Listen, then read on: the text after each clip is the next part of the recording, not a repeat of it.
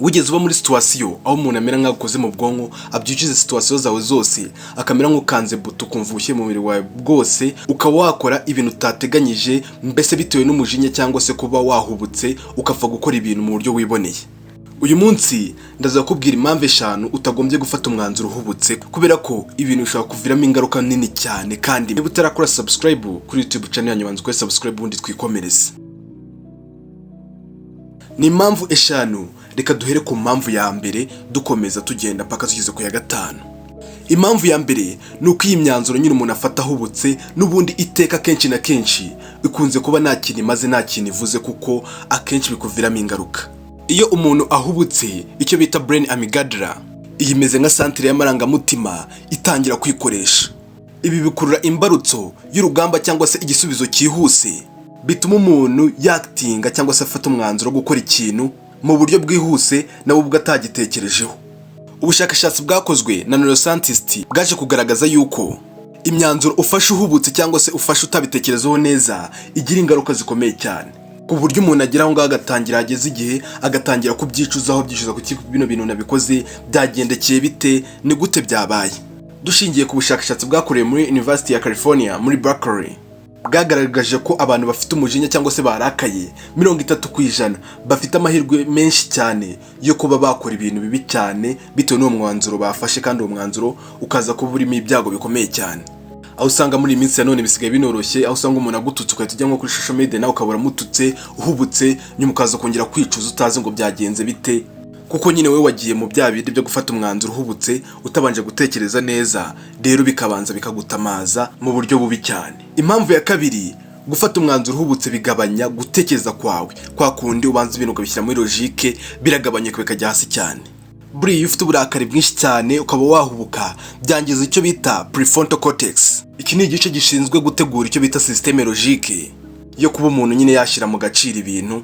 Rero bivuze ko nyine iyo bimaze kukwataka systeme igufasha kwanaliza ibintu ukabishyira muri logique akanya gato iba yabuze ku buryo nyine ubutagifiteho access utakibasha kuyikoresha, ku buryo byaje kugaragara yuko gukomereka mu marangamutima cyane bihagarika gukora ku bwonko mu gufata imyanzuro nyine watekerejeho myiza 40%. Nkaburi urebye nk'impanuka kenshi ziba ntago bigendera wenda kuvuga ngo wenda kuba ikinyabiziga wenda gifite ibibazo cyangwa ibindi, usanga nanone biterwa n'umushoferi kuba yavuye ku gihe mu bwonko bwe, mbega systeme logique yitariri gukora ako kanya ku buryo atatekereza ikindi kintu yo kwita akora agahita afata nk'umwanzuro ahubutse imodoka kabirengeje nk'umuhanda kubera ko nyine working memory yiwe ibitakiri gukora. Icya gatatu ni ukubera ko uyu mwanzuro wafashwe n'umujinya cyangwa se n'uburakari bishobora nanone kwangiza umubano hagati y'abantu. Buriya nk'uko nakubwiye, umwanzuro ufashe nyine uhubutse utabanze kubitegura bitewe n'uburakari cyangwa se umujinya mwinshi ku buryo bishobora kuba byakuvugisha amagambo, cyangwa se niba ufite wenda umukunzi ugataha urangiza ukamutura inkoni n'inki yakoze nk'agakosa gato cyane wowe ukabifata nk'ahari ibintu biremereye kubera kwaguvuka kwawe ukaba umutuye izo nki bitutsi n'iki byose, ku buryo nyine nawe ashobora kuvuga ati uyu mugabo nkubita ubundi naba mbana iki nawe akahita afata umwanzuro akigendera, kandi mu by'ukuri ntago wari umwanze ahubwo nawe nuko wafashe wa mwanzuro nyine uhubutse utabanje kubitekerezaho bikakuviramo icyo kibazo gikomeye cyane. Nanone reka turebe ku mpamvu ya 4. Buriya nanone gufata umwanzuro uhubutse bituma riske zawe cyangwa se gufata riske kwawe kwiyongera, ugasanga uri kujya muri riske nyinshi cyane ari we waziteye.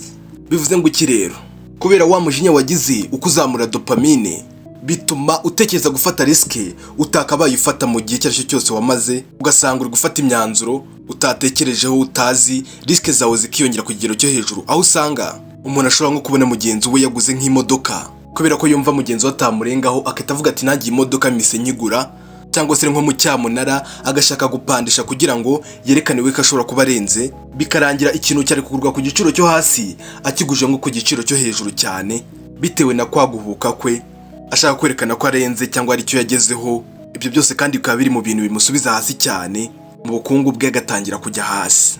Akenshi bikunza kuba mu mabusiness, ukaba uri nka manager w'ahantu ugafata nk'umwanzuro ku buryo business itangira kuba yahomba ku rugero ruri hejuru cyane, cyangwa se na bamwe bakina urusimbi usanga wenda ushobora kuba washese amafaranga bakaba barayariye ukavuga uti amafaranga ngomba gushyira handa yagaruza udatekereje wenda ko nejo uzakina andi mafaranga cyangwa nayo ngayo washyiraho bakayarya, ukawufasha umwanzuro gutyo nayo bakaba barayariye, kandi washoboraga kuba ufite ubushobozi bwo gutabara yo yarasigaye nayo ntagende nayo kayashyiraho. ubwo nyine urumva ibyo ngibyo biterwa no kuba kwa kundi wafashe umwanzuro wahubutse utabanje kubitekerezaho, ukavuga ati kama mbaya ibintu ndaza kubikora, nyamara utazi ibintu biri buze kukuviramo nyuma ndetse n'ingaruka biri buze kukugiraho uko zirube kuzingana kose, wowe mbega ugasa nkaho uteze umusaya ati bahonde, kubera kwa kudakoresha ubwonko bwawe ngo banze utekereze neza ukahita uhubuka bikakuviramo ibyo bibazo byose. Impamvu ya gatanu rero, impamvu ya gatanu udakwiye gufata umwanzuro uhubutse nuko n'ubundi gufata umwanzuro uhubutse ari bibi, bigira ingaruka ku muntu cyane. Rero impamvu ya gatanu nuko imyanzuro ituje ituma umuntu agira kuba yagera ku ntsinzi nziza cyangwa se akabona ibisubizo byiza bivuye muri iyo myanzuro yafashe. Kuba wamera nkaho ufashe intambwe imwe ugasubira inyuma bishobora gutuma ubwonko bwawe busubira muri kontorore, nk'uko ubushakashatsi bwagiye bugaragaza bwerekana yuko kubanza nyine ibintu ukabyihoreraho gakeya, ukabanza ukumva kuri guhumeka, uri kwinjiza umwuka, wenda waba unafite n'umwanya ukabanza ukaruhuka, ukaza gufata wa mwanzuro ubanje kubitekerezaho, ese atari ukuvuga ngo uhise ufatira ako kanya ukavuga ati mise mfata umwanzuro ibintu tubikoze gutya na gutya, bya bindi nyine biri buze kuviramo ingaruka mbi ku buryo utiteguye, ku buryo wavugaga ati ibintu ko numvaga biri buze kubamo byiza wowe ukabona byakubanye bibi. Rero bikagusaba kwitonda nyine mbere yo gufata wa mwanzuro wawe wari ugiye gufata, kugira ngo utaza kukubana umwanzuro mubi uzahura wicuza ubuzima bwawe bwose.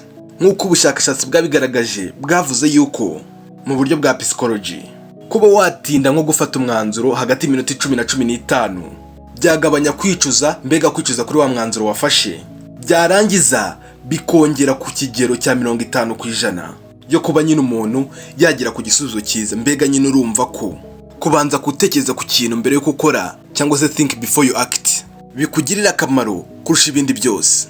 Cyane cyane nimba uri nk'umuyobozi, ntabwo ukwiye gufata umwanzuro uhubutse utabanje kugisha inama nka board mukorana cyangwa abandi mukorana, kuko nyine bishobora gutuma abo bantu uyoboye ubashyira mu byago batakabaye barimo icyo gihe. Cyangwa se niyo waba ukora mu bintu byo kunegotiatinga by'ubucuruzi, ntufate umwanzuro uhubutse kuko nanone bishobora kugwisha mu bihombo.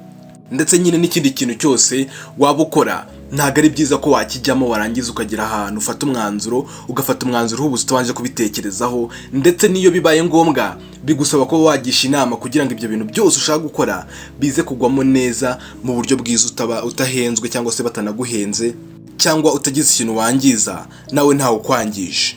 Wenda gufata umwanzuro uhubutse n'ibintu byizana, ariko uburyo ubirwanya cyangwa se uburyo ubigendera kure, ukaba uretse gufata umwanzuro ukabanza ukawutekerezaho ugatuza kugira ngo ubikore ufite umujinya mwinshi, ikintu uba ukoze aho ngaho uba urinze ubwonko bwawe, ukaba urinze n'umubano wawe, ndetse ukaba urinze n'ubuzima bwawe. Kandi wibuke, ntuzigere ufata umwanzuro warakaye cyangwa se uhubutse. Tekereza mbere kandi ukore nk'umuntu w'umunyabwenge. Ibyo byose nubikora uzaba ushaka kubaka ubuzima bwawe kandi bwiza. Kora subscribe aho hasi kugira ngo ibintu nk'ibi ngibi by'ubwenge rwose nibikajye bigucika mpora mbikubwira. Sura community utange igitekerezo cyawe kugira ngo nawe ube mu banyamuryango beza kandi batanga ibitekerezo byiza. Ibintu nk'ibi ngibi nakagaruka. Imana ibarinde.